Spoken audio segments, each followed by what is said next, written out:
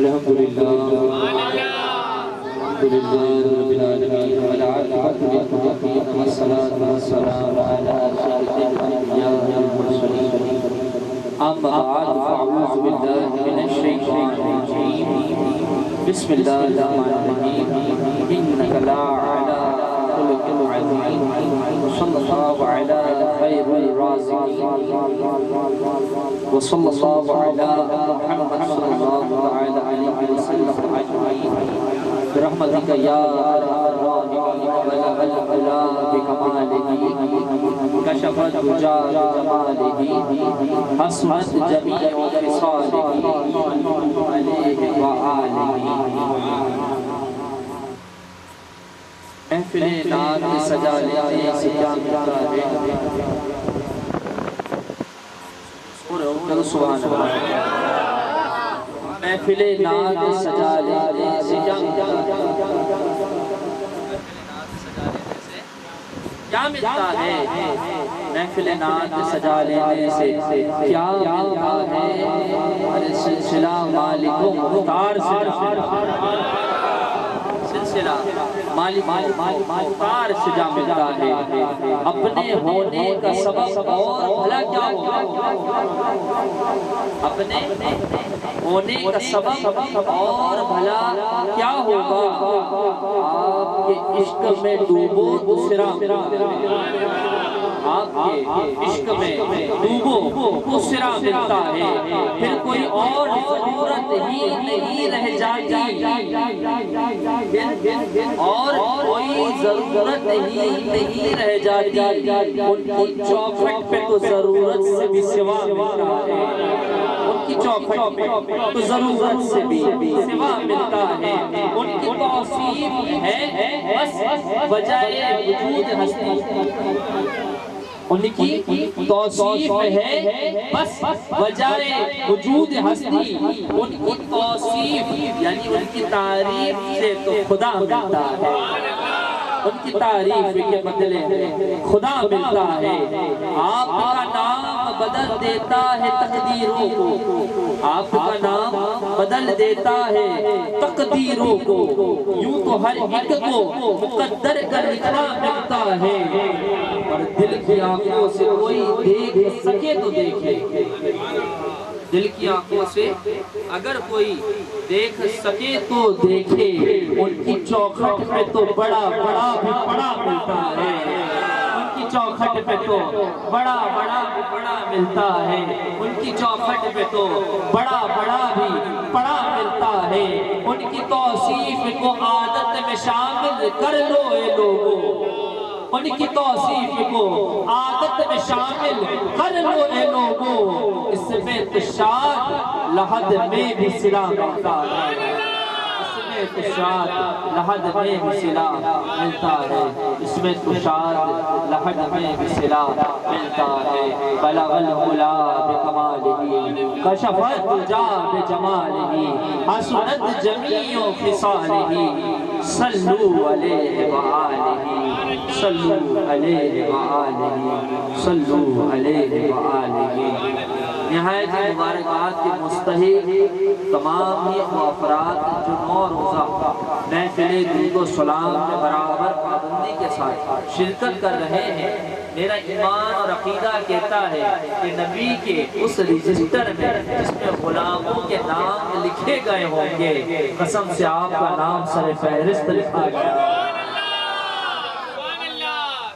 اللہ کی قسم، وہ لوگ جو محفل درود و سلام سے محبت کر رہے ہیں اور پابندی کے ساتھ شرکت کر رہے ہیں، اللہ تعالیٰ انہیں جزائے خیر عظیم عطا فرمائے۔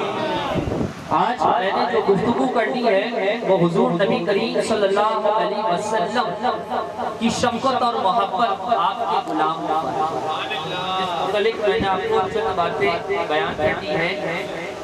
جب بھی کوئی بڑا ہوتا ہے تو وہ اپنے چھوٹوں پر، کوئی لیڈر ہوتا ہے تو وہ اپنے کارکن پہ، کوئی پیر ہوتا ہے تو وہ اپنے مرید پہ، کوئی باپ ہوتا ہے تو وہ اپنے بیٹے پہ نرم دل ہوتا ہے، نرم مزاج ہوتا ہے، سمجھتا ہے، اپنا ہوتا ہے تبھی سمجھتا ہے۔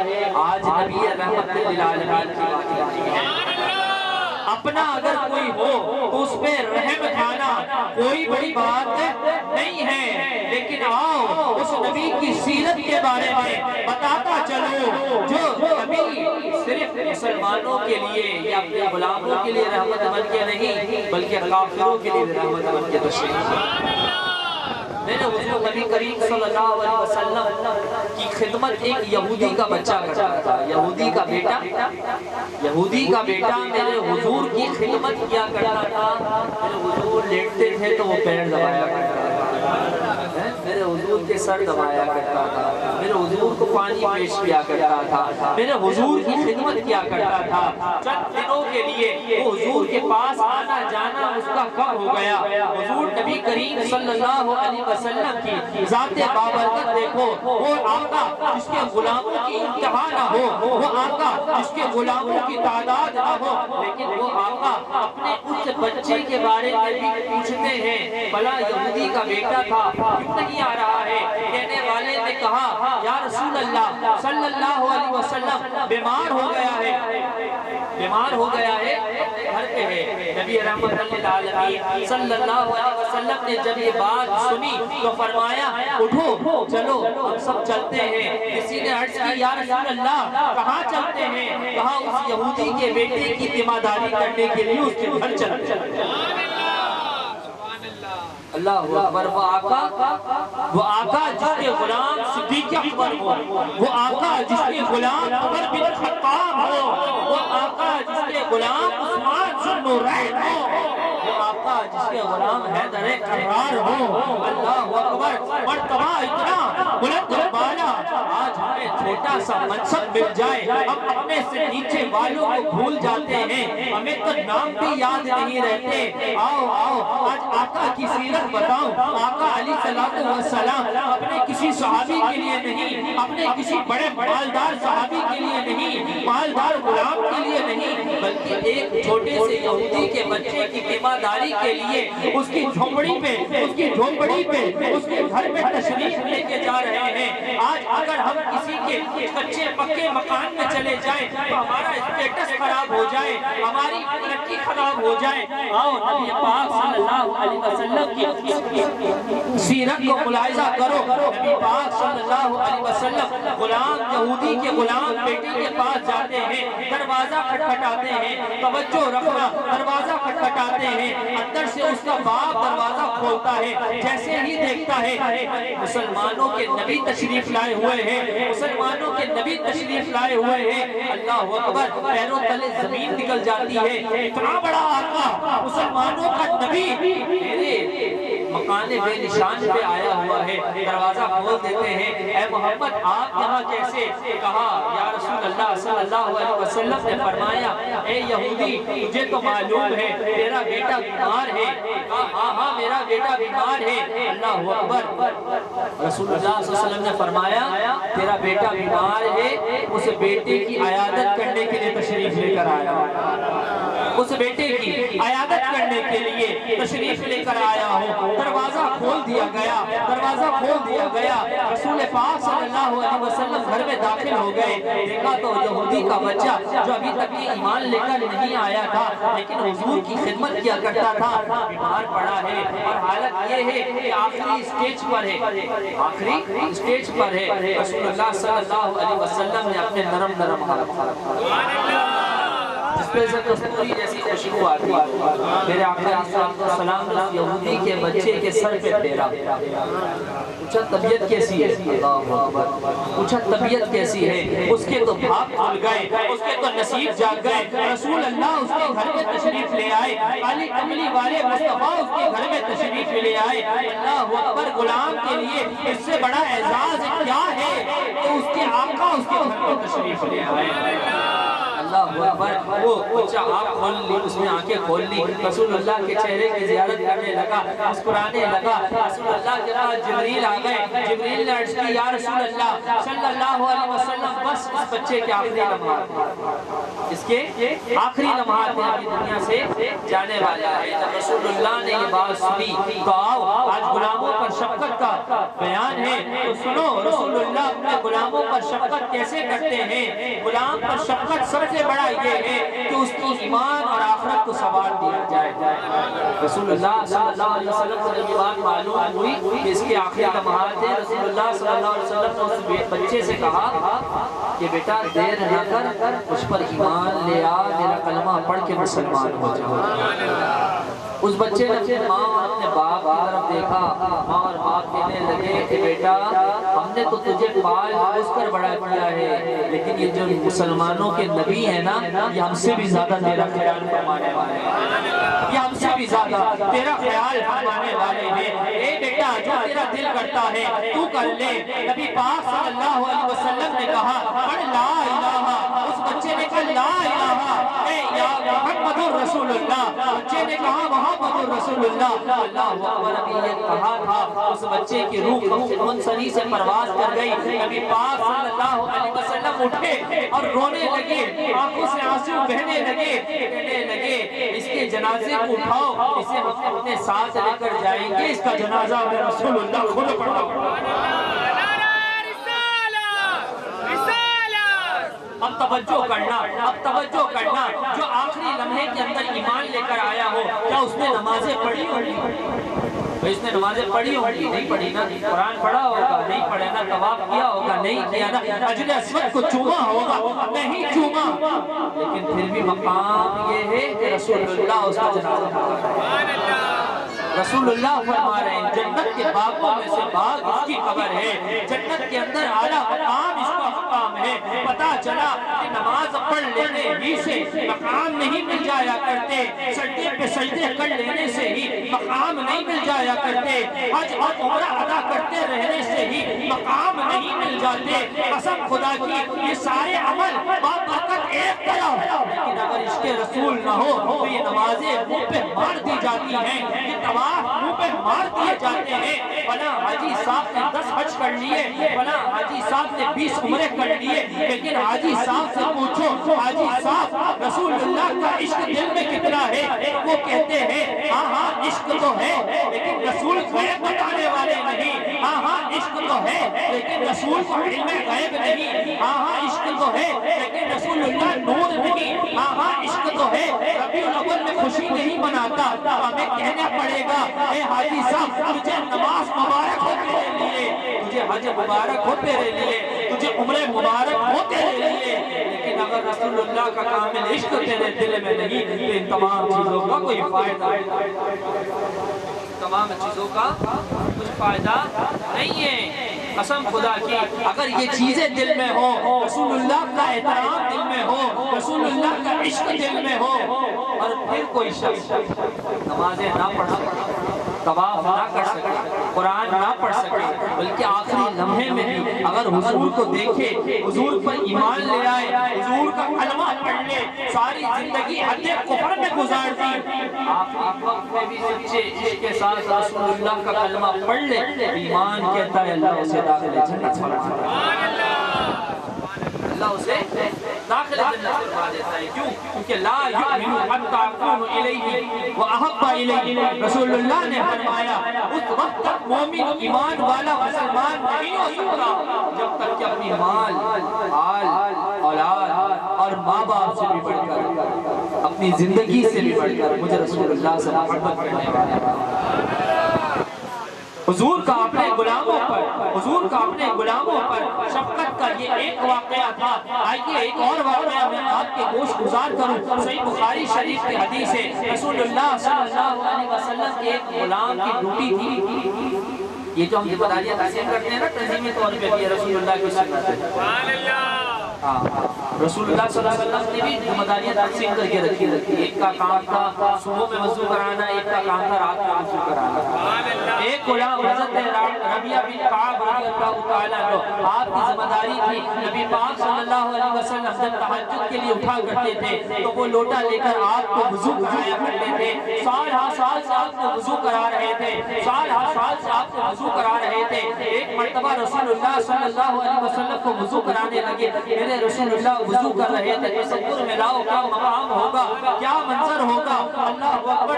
تہجد کا وقت ہے، وقت سحری ہے، اور رسول اللہ کا غلام رسول اللہ کو وضو کرا رہا ہے اور رسول اللہ تہجد کی تیاری کر رہے ہیں۔ نبی پاک صلی اللہ علیہ وسلم وضو کرتے کرتے ربیعہ سے کہنے لگے، اے ربیعہ تو شادی کیوں نہیں کر لیتا؟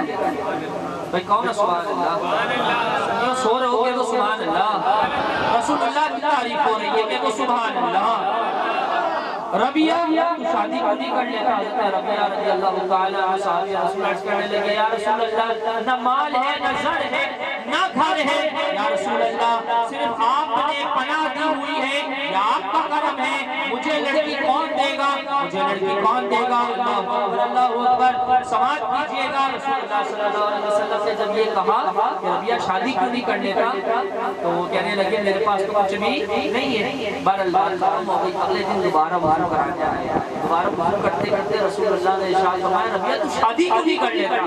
ربیعہ رضی اللہ تعالیٰ عنہ دوبارہ کہنے لگے، یا رسول اللہ نہ مال ہے نہ دولت ہے نہ گھر ہے، کیسے شادی کروں؟ کون لڑکی دے گا؟ رسول اللہ خاموش ہو گئے۔ اب حضرت ربیعہ تیسرے دن سوچنے لگے، اے ربیعہ تو کیسا ہے؟ بار بار رسول اللہ ان سے پوچھ رہے شادی کیوں نہیں کرتا اور تو مال کا رونا روتا ہے، گھر کا رونا روتا ہے۔ اگر آج کی رات رسول اللہ نے پوچھا اے ربیعہ شادی کیوں نہیں کرتا تو میں کہہ دوں گا یا رسول اللہ آپ ہی شادی کروا۔ بھئی غلاموں کا تو عقیدہ ہے نا، غلاموں کا تو عقیدہ ہے کہ جو چاہے وہ کر سکتے ہیں۔ اب تیسرے دن یہ خیال لے کر حضرت ربیعہ رضی اللہ تعالیٰ عنہ رسول اللہ کی بارگاہ میں وضو کرا رہے اور سوچے کہ اب رسول اللہ پوچھے، اب رسول اللہ پوچھے، رسول اللہ پوچھ ہی نہیں، رسول اللہ پوچھ ہی نہیں رہے، مکمل وضو ہو گیا۔ رسول اللہ نے پوچھا نہیں، اللہ اکبر، وضو ختم ہو گیا۔ رسول اللہ نے پوچھا نہیں، لوٹا رکھ دیا۔ رسول اللہ نے پوچھا نہیں۔ ربیعہ رضی اللہ تعالیٰ عنہ جانے لگے، جاتے پیچھے مجھے دیکھنے لگے، کاش آپ پوچھ لیں، کاش آپ پوچھ لیں۔ رسول اللہ نے پوچھا نہیں۔ جب بالکل باہر تک چلے گئے تو رسول اللہ نے پیچھے سے آواز آئی، اے ربیعہ۔ آقا تو وہ ہوتا ہے نا جو اپنے غلام کے ساتھ ہی مذاق کرتا ہے، وہ غلام خوش نصیب ہے جس کے ساتھ آقا مذاق فرما لے، آقا مذاق فرما لے۔ آقا کو پتا تھا آج دل میں یہ ہے، آقا مذاق فرما رہے تھے، چاہتے تو پہلے ہی پوچھ لیتے، لیکن چونکہ غلام کے دل کے حال سے باخبر تھے، مذاق فرما رہے تھے۔ رسول اللہ صلی اللہ علیہ وسلم جب ربیعہ رضی اللہ تعالیٰ عنہ بالکل باہر چلے گئے، دوبارہ بلایا ربیعہ، ربیعہ فوراً پیچھے آئے، اے ربیعہ شادی کیوں نہیں کر لیتا؟ شادی کیوں نہیں کر لیتا؟ حضرت ربیعہ رضی اللہ تعالیٰ عنہ کے چہرے پہ مسکراہٹ آئی، یا رسول اللہ صلی اللہ علیہ وسلم برابر 3 دن سے پوچھ رہے ہیں، آج میں نے سوچا تھا آج پوچھیں گے تو کیا دوبارہ یا رسول اللہ خود ہی کرا دیں، آپ ہی کرا دیں، آپ کے نام میں نے زندگی وقف کر دی، اپنا آپ کو دے دیا، یا رسول اللہ آپ ہی شفقت فرمائیں، آپ بھی رحم فرمائیں۔ رسول اللہ صلی اللہ علیہ وسلم نے فرمایا جاؤ فلاں سردار کے۔ اب حالت یہ ہے خود غلام ہے، رنگت بھی نہیں، روپ بھی نہیں، مال بھی نہیں، زر بھی نہیں، فرمایا فلاں سردار کے گھر میں جاؤ، اس کی ایک لوتی بیٹی ہے، کہنا رسول اللہ نے فرمایا ہے کہ اپنی لڑکی کا نکاح مجھ سے غلام تو غلام، اب غلام نے یہ نہیں سوچا کہ میرے پاس کیا ہے، غلام نے یہ دیکھا مجھے بھیجنے والا کون۔ غلام چلے گئے، حضرت ربیعہ رضی اللہ تعالیٰ عنہ سردار کے پاس چلے گئے، سردار نے دروازہ کھولا، کہا کون کا رسول اللہ کی طرف سے بھیجا گیا، کیا پیغام ہے؟ کہا تیری ایک بیٹی ہے، رسول اللہ نے فرمایا اس بیٹی کا نکاح مجھ سے کر دے، اس بیٹی کا نکاح مجھ سے کر دے۔ ماں باپ کی بچی کی بڑی فکر ہوتی ہے۔ وہ سردار نے جب یہ بات سنی کہنے لگے کہ رسول اللہ نے یہ بات کی، کہا رسول اللہ نے کہا رسول اللہ کو کہو مجھے چند دن کی مہلت دے، چند دن کی مہلت دے، میں سوچ لوں پھر جواب دیتا ہوں۔ جو بچی تھی نا جس کے لیے نکاح کا پیغام گیا تھا، وہ پردے کے اونٹ میں سوچ رہی تھی، کہنے لگی ابا کیا ہو گیا، اپنی آخرت خراب کرنی ہے کیا؟ یہ مت دیکھو آیا کون ہے، یہ دیکھو بھیجا کس نے۔ مہلت مانگ رہے ہو؟ آپ کو زیادہ میرا خیال ہے یا میرے رسول اللہ کو زیادہ میرا خیال ہے؟ رسول اللہ نے اسے بھیجا ہے تو کچھ سوچ کے بھیجا ہوگا، اے ابا اب نکاح کر دو، اب نکاح کر دو۔ اللہ اکبر، اللہ اکبر۔ نکاح فکس کر دیا گیا رسول اللہ کی بارگاہ میں، یا رسول اللہ نکاح تو فکس ہو گیا، ساتھ میں کچھ بھی نہیں، ہاتھ میں کچھ بھی نہیں، اب خرچہ کیسے ہوگا، ولیمہ کیسے ہوگا؟ اللہ کے نبی صلی اللہ علیہ وسلم سے صحابہ کو جمع کیا، فلاں صحابی تو نے کھجور کی کٹلی کے برابر سونا دینا ہے، فلاں تجھے بکری کا بچہ دینا ہے، فلاں تمہیں دودھ دینی ہے، فلاں تمہیں عطر دینی ہے۔ اللہ اکبر اللہ اکبر، لمحے لمحے میں شادی کے سارے اخراجات مکمل ہو گئے۔ ہزاروں ایسے واقعات صحیح بخاری شریف، صحیح مسلم شریف، ترمذی شریف، ابو داؤد شریف، مشکات شریف میں بھری پڑی ہے۔ آپ اٹھائیں تو آپ کو پتا چلے گا کہ یہ رحمت للعالمین سب کے اوپر کرم کی نگاہ فرمایا۔ یہ تو واقعات چند ہوئے حضور کے ظاہری طیبہ میں، آج بھی حضور اپنے غلاموں پر شفقت فرمایا۔ قسم خدا کی، ایک ایسا ولی جسے دنیا رسول اللہ کی رحمت سے جانتے ہیں اور جسے دنیا عطائے رسول کہتی ہے۔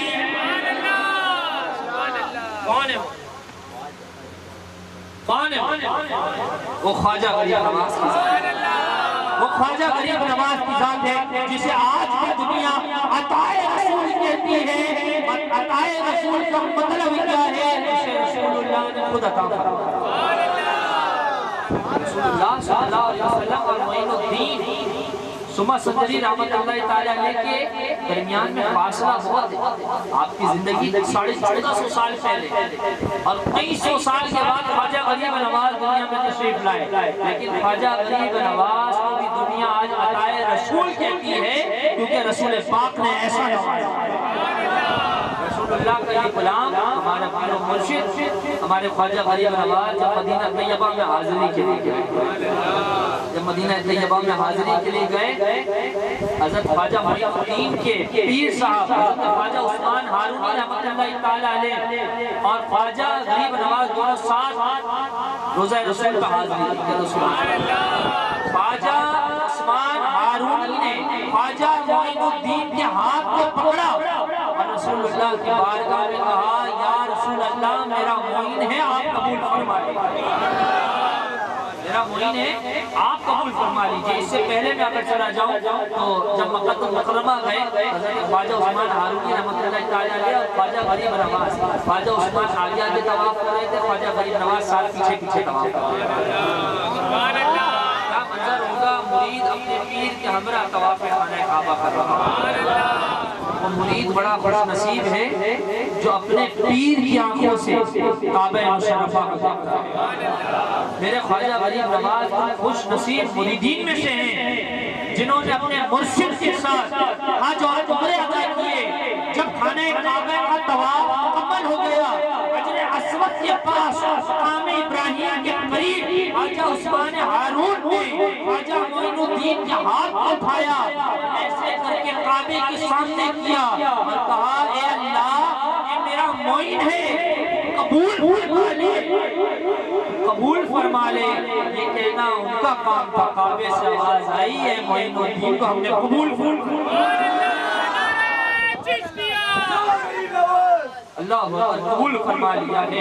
یہاں سے مہر لگ گئی، پھر مدینے گئے، مکے سے ہو کر مدینے گئے، روزہ رسول کی حاضری دی۔ جب روزہ رسول میں حاضری دی تو خواجہ عثمان ہارونی نے دوبارہ خواجہ معین الدین کا ہاتھ پکڑا، ہاتھ اٹھایا روزہ رسول کے سامنے، سنہری جالیوں کے سامنے اور عرض کی، یا رسول اللہ، یا رسول اللہ میرا معین ہے، میں آپ کی بارگاہ میں دیتا ہوں، یا رسول اللہ کرم کی نگاہ فرما دیجیے، کرم کی نگاہ فرما دیجئے۔ روزہ رسول سے آواز آئی، قبر رسول سے آواز آئی، اے خواجہ عثمان ہارون ہم نے تیرے غلام خواجہ معین الدین کو قبول کر لیا۔ یہ تو سبھی کہتے ہیں نا ہم غلام ہیں، یہ تو سبھی کا عقیدہ ہے ہم غلام ہیں۔ مزہ تو تب آئے جب آقا کہیں ہاں تو غلام ہے، میں کہوں میں غلام ہوں اور وہ کہیں کہ قبول ہے، تو بات بنے گی، کہیں کہ قبول ہے۔ اللہ اکبر۔ خواجہ غریب نواز رحمت اللہ تعالیٰ علیہ پر اللہ کے نبی کا اتنا کرم کہ اللہ کے نبی صلی اللہ علیہ وسلم خواب میں تشریف لاتے خواجہ معین الدین کو کہا کہ معین الدین تو اجمیر چلا جا، انڈیا چلے جا، ہندوستان چلے جا، تو وہاں جائے گا، تیری برکت سے وہاں دین اسلام پھیلے گا۔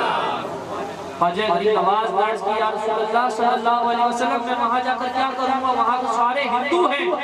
رسول اللہ نے فرمایا ہے معین تو اکیلے تھوڑی جا رہا ہے، تو تو جا رہا ہے، میری دعائیں بھی تیرے ساتھ جا رہی ہیں، تو تو جا رہا ہے، میری عطائیں بھی تیرے ساتھ جا رہی ہیں۔ کم کرم نوازی والا تھوڑی ہے، تو وہ ہے جس میں رسول اللہ کی عطا ہو گئی ہے۔ ایک وقت آئے گا اے معین الدین تجھے لوگ عطائے رسول کے نام سے وہ خواجہ ہوگا جو لوگوں کو دینے والا ہوگا، وہ خواجہ ہوگا میرا نام غریب نواز ہوگا، میرے در پہ آنے والا غریب غریب نہیں رہے گا، اتنا نوازے گا کہ وہ غریب بھی امیر ہو جائے گا۔ اللہ اکبر۔ تو رسول اللہ صلی اللہ علیہ وسلم ایسے لوگوں پہ کرم فرماتے ہیں، اور یہ میں نے خواجہ غریب نواز کی بات بتائی، آپ ایک واقعہ سن رہا تھا اور سننے میں مزہ آتا ہے۔ سبحان اللہ۔ رسول اللہ کا جو عشق ہے نا، یہ ہمارے لیے ہمارا اثاثہ ہے۔ قسم خدا کی یہ رسول اللہ کا عشق تمہیں دنیا میں بھی کامیاب کرے گا، تمہیں آخرت میں بھی سبق دے گا۔ آج میں واقعہ سن رہا تھا نیٹ کے اوپر، بڑا اچھا لگا مجھے واقعہ کیا ہے، کسی نے محفل میلاد منعقد کی، کسی نے محفل میلاد منعقد کی اور اس محفل سے پہلے اعلان کیا گیا تمام لوگ اپنے شناختی کارڈ کاپیاں جمع کروا لیں، محفل کے اختتام پر کسی کو عمرے کا ٹکٹ دیا جائے گا۔ قرآن دازی ہوگی عمرے کا، بولو نا، عمرے کا ٹکٹ دیا جائے گا۔ جب یہ بات سنی تو ہزاروں لوگوں نے ایسی کی کاپیاں جمع کروا دی۔ اعلان ہوا کہ جب قرآن دازی ہوگی تو جس کا بھی نام اٹھے گا اس کا محفل میں ہونا ضروری ہے۔ اگر وہ محفل میں نہیں ہوا تو اس کی پرچی رد کر دی جائے گی، دوسری پرچی اٹھائی جائے گی۔ محفل چلتی رہی، لوگ جھومتے رہے، دل میں دعائیں مانگتے رہے۔ جب مقصد ہوتا ہے نا تو محفل میں بڑا مزہ آتا ہے۔ جب کوئی مقصد سے آتا ہے تو محفل میں جب دعائیں مانگ رہا ہوتا ہے نا، اس کو محفل میں بھی بڑا مزہ آتا ہے۔ اور اگر کوئی ٹائم پاس کرنے کے لیے آئے تو اس کو مزہ نہیں آتا، پورا مجمع دعائیں مانگ رہا ہے، یا اللہ آج عمرے کا ٹکٹ میرا نکل جائے، آج عمرے کا ٹکٹ میرا نکل جائے۔ محفل ختم ہوئی، محفل کے بعد ہزاروں پیسیاں اور اس کی کاپیوں کو وہ جو ہے گھمایا گیا، اس کو ڈالا گیا اور اس کے اندر سے ایک نام نکالا گیا۔ نام نکالا گیا، ایک خاتون کا نام نکلا جس کا نام نسیم بانو تھا۔ نسیم بانو اعلان کیا گیا، کہاں ہے وہ خوش نصیب؟ نسیم بانو کا نام عمرے کے لیے نکل چکا ہے۔ نسیم بانو کا شوہر اس مجمع میں تھا، وہ فوراً کھڑا ہو گیا، کہنے لگا میری وائف میری گھر والی کے بھاگ جاگ گئے، اس کا نام نکل آیا۔ اعلان کیا گیا نسیم بانو کا ہے، نسیم بانو نسیم بانو کا شوہر کھڑا ہو گیا، کہنے لگا میں تو نسیم بانو ہے، کہا نہیں میری بیوی نسیم بانو ہے۔ کہا یہ اصول تھا کہ نام جس کا ہوگا اس کو محفل میں ہونا ضروری ہے، اگر محفل میں نہیں ہے اس کے نام کی قرآن اندازی ختم کر دی جائے گی۔ وہ شخص کہنے لگا کہ لوگوں 5 منٹ کا سفر ہے، میری وائف میری بیوی میری گھر والی گھر پر ہے، 5 منٹ دو میں اسے لے کر آ جاتا ہوں، وہ سنے گی تو خوش ہو جائے گی۔ ہزاروں لوگ اٹھ گئے اور کہنے لگے اب بھی تو یہاں بیٹھے ہوئے انتظار ہے۔ یہ اصول تھا جس کا نام ہونا اس کا مجمع میں ہونا ضروری ہے، مجمع میں نہیں ہے قرآن دازی ختم۔ لہذا فیصلہ کیا گیا، ایک اکیلا بندہ کیا کرتا، لہذا روتا ہوا خاموش ہو کے بیٹھ گیا، رونے لگا، روتا رہا۔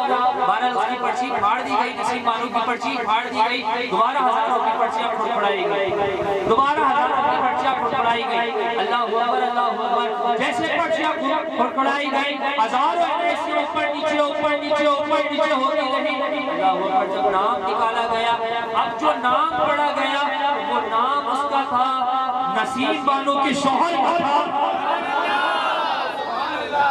اب نسیم بانو کے شوہر کا تھا، اور نسیم بانو کا شوہر کون تھا؟ اسی مجمع میں تھا۔ وہ کون تھا؟ جس کی بیوی کا نام آیا تھا، جو کہہ رہا تھا کہ میں گھر جا کے 5 منٹ میں بیوی کو لے کر آؤں۔ لوگوں نے اجازت نہ دی، دوبارہ جب قرآن دازی ہوئی تو اس کے شوہر کا نام نکل آیا۔ لوگ کہنے لگے ماجرا کیا ہے، سمجھ میں نہیں آتا ہے، پہلے بیوی کا نام نکلا، بیوی نہ تھی تو اسی کے شوہر کا نام کیسے نکلا؟ اللہ اکبر، وہ شخص کہنے لگا میں ہوں تو ان پڑھ لیکن مائک میں کچھ کہنا چاہتا ہوں۔ مائک میں کچھ کہنا چاہتا ہوں. بارہ اس کو مائک دیا گیا, وہ ماشاءاللہ اس کا نام اٹھانے کے لیے نکل آیا, لوگ اسے مبارکباد دینے لگے. جب صاحب محفل نے پوچھا نا کہ یہ کیسے ہوا, پہلے تمہاری بیوی کا نام پھر تمہارا نام, وہ شخص کہنے لگا آج سے 4 سال پہلے کا واقعہ ہے. کتنے سال؟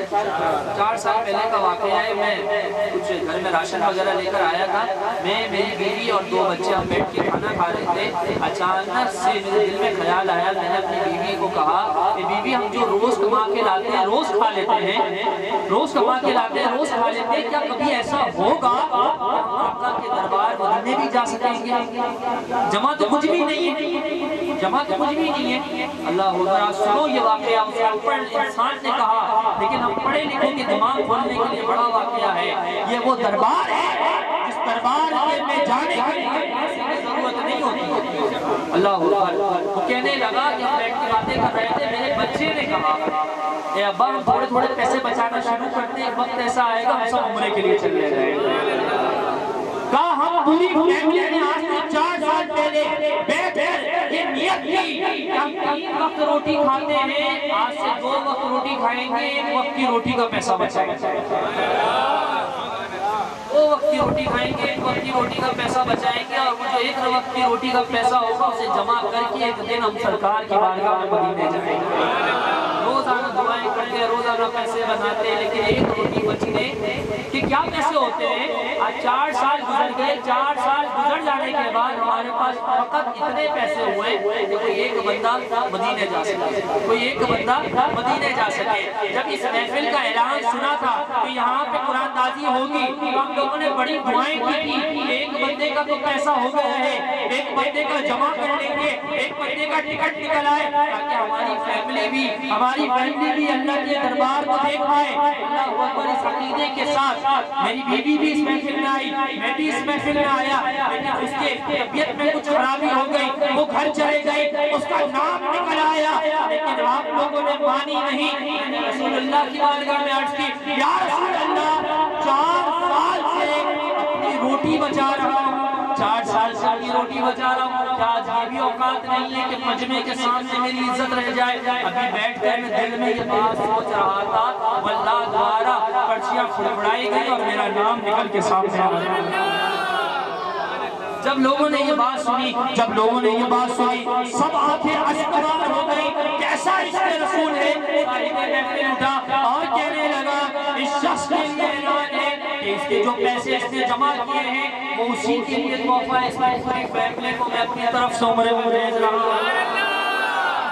کہاں کا منصب, کہاں کی دولت, قسم خدا کی جسے بلایا ہے مصطفیٰ نے وہی مدینے کو جا رہے ہیں, جسے بلایا ہے مصطفیٰ نے وہی مدینے کو جا رہے ہیں. میری آنکھوں نے دیکھا ہے الحمدللہ. میں جب غار حرا پہ گیا, بہت بلند چوٹی غار حرا کی, میں غار حرا پہ گیا, عام بندے بھی اگر اس پہ چڑھے تو چڑھنے پہ تھک جاتے ہیں, لیکن قسم خدا کی میں نے اپنی آنکھوں سے دیکھا غار حرا پہ جا کے.